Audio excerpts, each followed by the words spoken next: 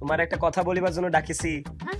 ভালো করে শুনি রাখো। হ্যাঁ। তোমার ঘরটা তালা মারি রাখো, ঘরটা তালা দাও, হ্যাঁ? তালা দাও, তালা দাও। আমি স্বপ্ন দেখছি, দেশের পরিস্থিতি ভালো না, তিনজন এই রুমেই থাও। তোমার ঘর তালা দিয়ে আসো, যাও। ওমা, কি হলো? আমি কি দোষ করেছি?